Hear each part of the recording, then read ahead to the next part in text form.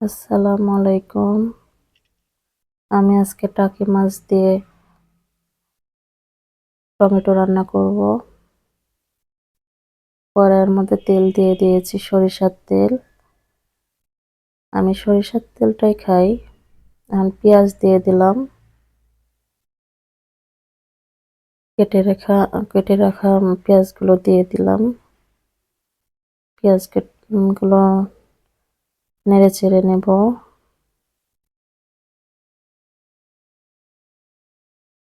পেঁয়াজগুলো আমি brown colour করে নেব একটু।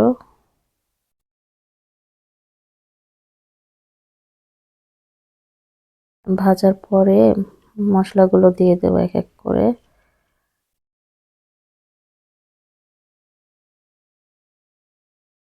সুন্দর করে পেঁয়াজটা আমি নেড়ে নেব। পেঁয়াজটা ভাজা ভাজা হলে আমি মশলা দিয়ে দেব।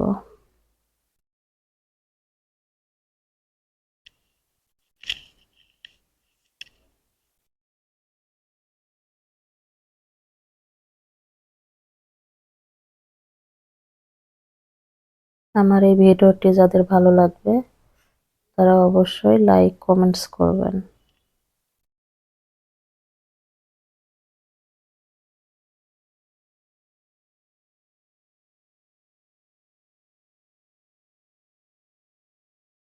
পেঁয়াজগুলো সুন্দর ভাজা হয়ে গিয়েছে।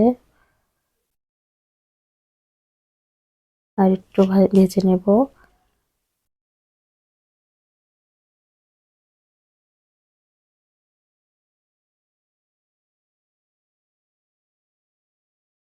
আমি এখন মশলাগুলো দিয়ে দিব এক এক করে।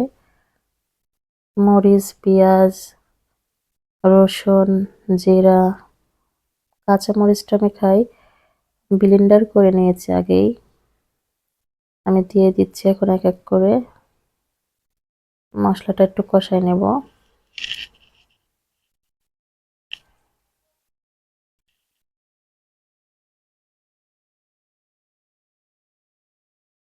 সুন্দর করে মশলাটা আমি একটু কষাই কষাই নেব, নেড়ে নেব।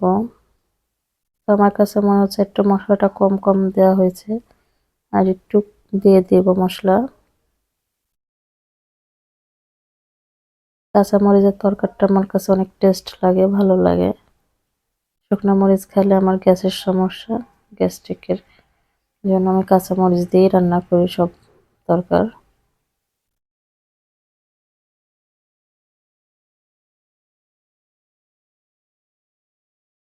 সুন্দর করে আমি মশলাটা কষাই নেব।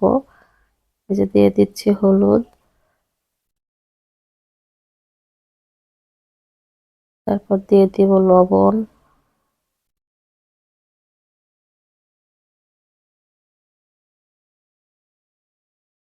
লবণ দিয়ে দেব, লবণ দিয়ে দিলাম। ভালো করে মশলাটা কষাই নেব। সবকিছু দিয়ে মশলাটা কষানোর মধ্যে তরকারির টেস্ট। তরকারিটা ভালোই লাগে মশলা কষানোর মধ্যে। আমি সুন্দর করে আগে একটু কষাই নিব, তারপরে পানি দেব মশলাটা কষানো হয়ে গেলে। একটু চুলার আঁচটা আমি একটু কমাই দিলাম, তেল ছিটে পড়ছে এজন্য কমাই নেব ফার্স্টে। এবার আমি ব্লেন্ডারের করে রাখছিলাম ওই মশলার পানিটা দিয়ে দিলাম। এবার এগুলো সুন্দর করে নেড়ে নেব। জিরা গুঁড়া দিয়ে দিলাম।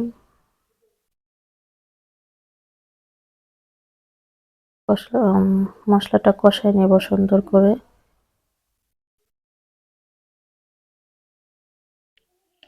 সুন্দর করে কষাই নেব। কষানো হয়ে গেলে আমি মাছগুলো দিয়ে দেব।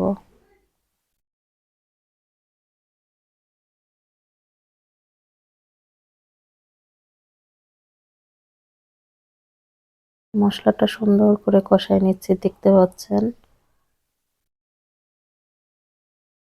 অনেক সুন্দর একটা কালার চলে আসছে মশলা কষানোর ভিতরে। যখন এরকম তেল ছিটিয়ে মানে নিচ থেকে তেলটা যখন উঠে আসবে তখন ভাববেন যে কষানোটা আমার হয়ে গেছে। এই যে দেখেন কি সুন্দর সব মশলাগুলো মাখা মাখা হয়ে গেছে। এখন আমি মাছগুলো দিয়ে দেব। টাকি মাছগুলো দিয়ে দিলাম। টাকি মাছ দিয়ে এখন খুব সুন্দর করে এটা মাখিয়ে নেব, কষাই নেব মাছটা।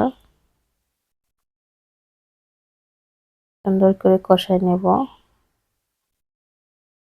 2 মিনিট একটু কষাই নেব। যখন মাছটা নিচে লেগে লেগে আসবে তখন একটু পানি দিয়ে দেব। মশলার ইয়েটা দিয়েই আমি মাছটা সুন্দর করে কষাই নেব আস্তে আস্তে। চুলার হিটটা খুব জোরে দেওয়া নাই, মিডিয়াম আঁচে আছে। তো মিডিয়াম আঁচে প্রথম অবস্থায় একটু সুন্দর করে কষাই নিতে হয়, জোরে দিলে আবার নিচে লেগে যায়।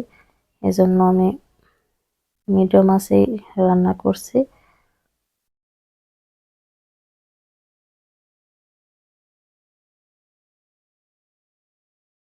দেখতেই পারছেন গাইজ, আমি মাছটা সুন্দর করে ভেজে নিচ্ছি।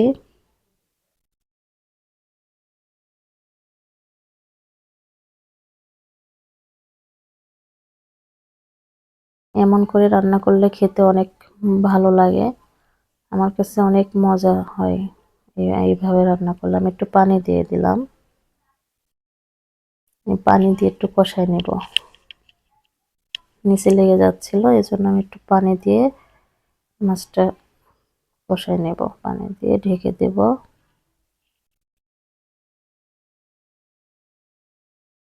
অল্প একটু পানি দিয়েছি।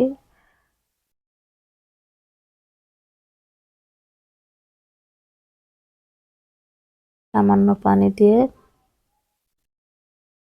কষাই নিচ্ছে, ঢেকে দিলাম।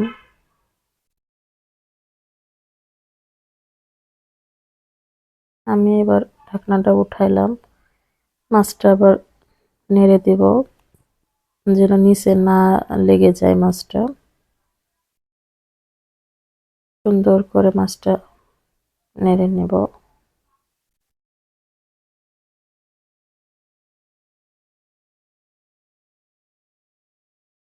এর আমি টমেটোটাকে দিয়ে দেব।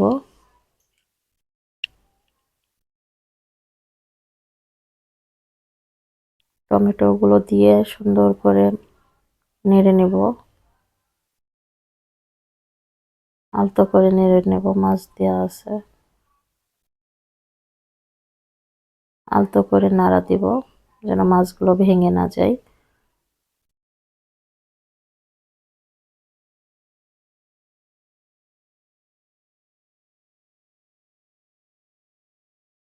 মাছের ডিম ছিল, ডিমটা রেখে দিয়েছিলাম, এখন ডিমটা দিয়ে দিলাম। মাছের ডিম খেতে আমার ভালোই লাগে। পরে যে পানি দিয়ে দিলাম।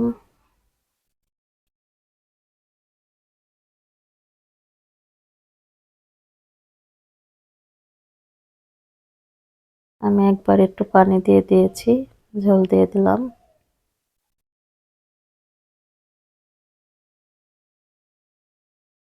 মাছটা আমি একটু নেড়ে চেড়ে দেব। এবার ঢেকে দিয়েছি, চুলার হিটটা বাড়াই দিয়েছি আমি।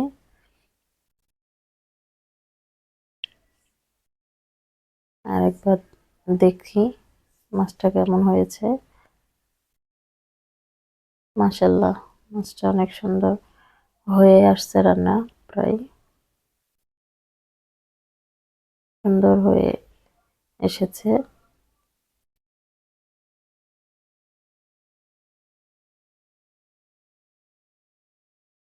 মাছটা নেড়ে দিচ্ছি।